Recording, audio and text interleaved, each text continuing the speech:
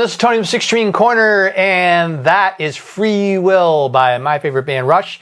My name is Tony, and I'm also in Animation Tribute to Rush, which is a Rush tribute band out here in the Chicago area. Been around for a very, very long time, so kind of played a few of these tunes out live. It's been pretty awesome. What you're gonna get in this video is a little less talking. I'm just gonna make some comments before each section of the video, and then show you up close, slow motion, on how each of these parts are played. In order to get your fingers warmed up, you're also going to need to make sure that you're doing some proper exercises of coordination, dexterity. There's a lot of stuff in here that will require that, I think, personally. To help you out, I have guitar finger gymnastics, which is in the link below, a series of videos, exercises, and whatnot to help you become a better guitar player. So I think you're going to want to take advantage of that. So let's get on with how to play it. The C major scale is used a lot in this song, not everywhere, but in many places. So some of these riffs that I'm going to show you do come out of that. Not exclusively. Rush is who they are. So the beginning of the song starts out on an F, and it drops down, and then we're playing this whole riff in what seems to be F, on the F note, but it really is in the key of C major. So if you're familiar with the C major scale, or if you're not familiar with it, I would suggest you go over that, because I think that'll help you out quite a bit in getting some of these scales lines down really well. So the beginning of the song, I like to play it over here. And so you'll see that as I do the close-up. I like to play it over here because I'm already coming into the next part here. However, it doesn't have to be played that way. It can be played here. It can be played up this way. There's definitely about 2 or 3 different ways that you can play the beginning of the song. The bottom line is you start in F and you have a descending line that goes down and then into the riff, the main riff in F. This is probably the main part of the song that's probably most familiar, and this definitely centers around an F progression in the key of C major. So we're still centering around the F, but playing that C major scale.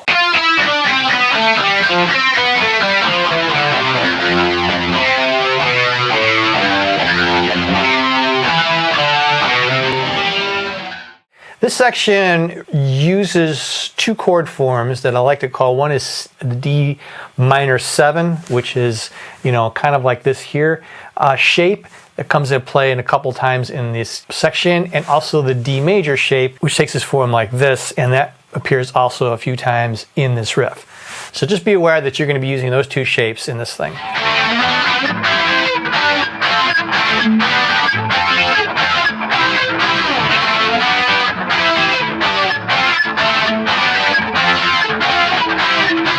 This part here is the verse, so it has definite arpeggiated patterns, so make sure you're watching how I'm playing on the right hand as well as on the left, using of the open strings.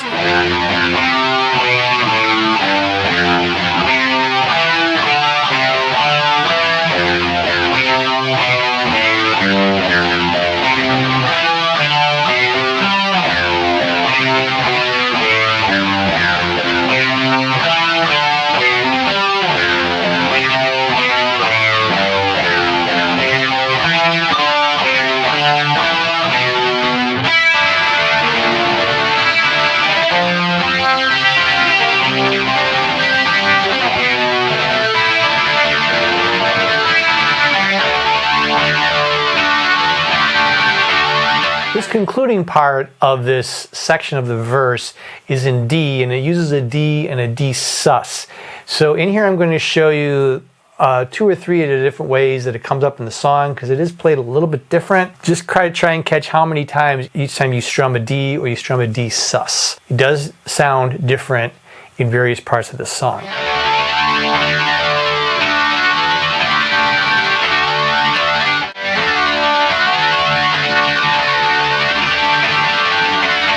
This is the chorus. It basically centers around the D major chord, and you're just playing an arpeggiated pattern that sort of follows along with the vocal.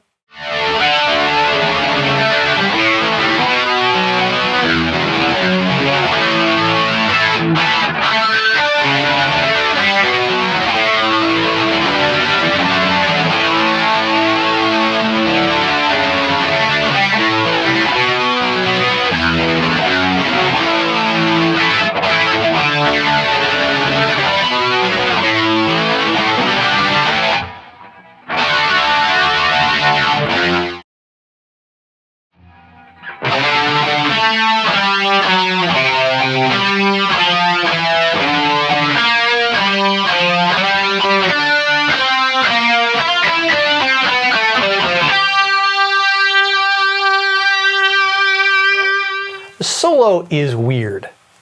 You probably know that already if you've listened to it. In this solo, there's especially two what I like to call whacked out parts. They're just completely insane, and I don't know if you can ever exactly duplicate it. If you can, congratulations, you've probably done what most people in this world cannot do. But you can come really close and especially catch the vibe of the solo. If you can kind of figure at least that part out, this will work out great for you. Now this starts out with some vibrato bar stuff where you're going to use usually primarily the G string and the harmonics on the 12th fret, and you're actually even going to catch one here on the 5th fret. So be sure to catch that and try and work that vibrato bar like you're going to see. The other sort of whacked out part is the fast part. It is really fast. It's meant to be chaotic. It's meant to be just completely insane. I think that's the intent. So you want to catch that feel and that vibe. I don't think Alex has ever played this twice the same way, at least not in videos and concerts that I've been to. It's never been exactly that. What you want to at least do is you can do a lot of this double picking or this tremolo picking, whatever you want to call it, and just play down the scale. In other words, as you'll see in the video, I'm just sort of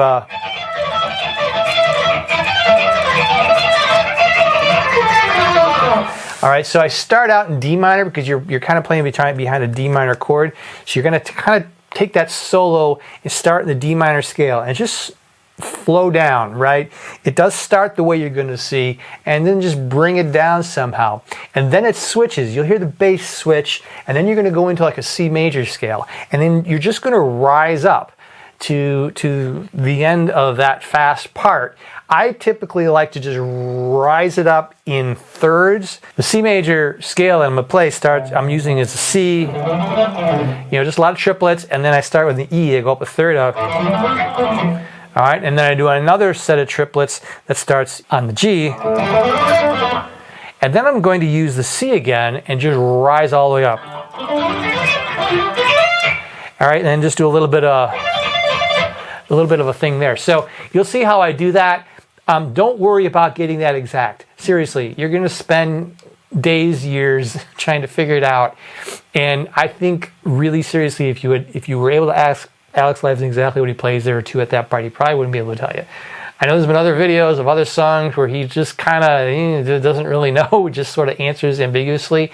Probably the same here. So don't worry about playing as precise. You want to catch the vibe of just having this thing being super fast, super chaotic, make it clean, but super fast, super chaotic, and just go to town with it and do that descending in D minor and then ascend it up in C major. Listen to the bass. Listen to when the bass changes.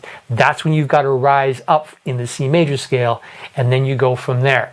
And then the rest of that solo, as you're going to see, uses a bit of those D minor 7, D shape chordal things. You're going to see that in there too. That kind of reappears. It shows up in a different way.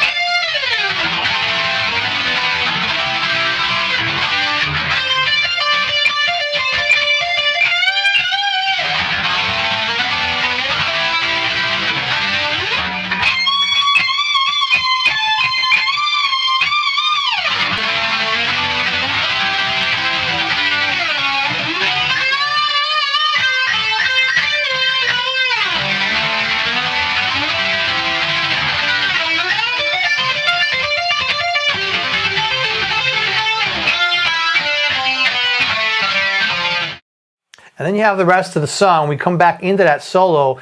I play that it's the same intro riff. I play it in the same place. You don't have to play it there. You can play it in a different part on the guitar as long as you get the notes right. Be sure you start on that F and descend down in the C major scale. Eventually, you're going to then go into the part which is, I guess, a bridge section following the solo.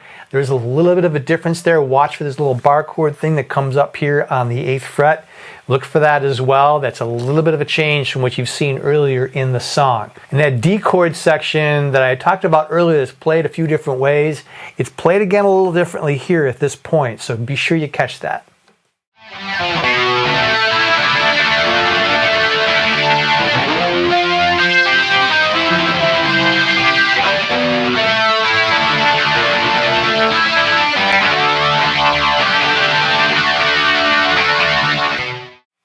You'll also note how I'm about ready to close out the song here, that closing riff, which is the same as the intro riff, but notice how I played a little bit different.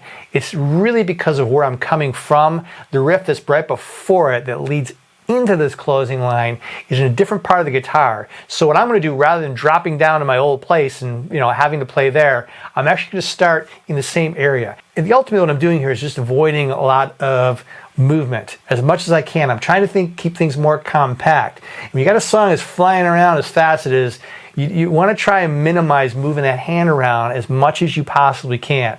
So it's okay to play that scale, that riff, in two different places if it achieves what you want it to sound like, and ultimately at the end of the day give enjoyment to the fans that want to hear it.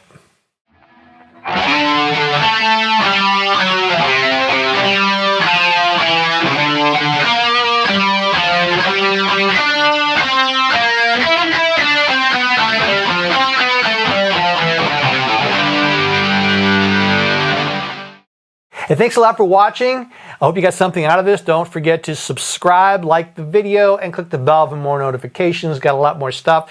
As you might see on my channel already, I got quite a bit of Rush stuff, so you might want to chime in there, but there's all kinds of other things that you can learn on guitar, figure things out, so hopefully it'll help you out. So thanks a lot for watching, and rock on.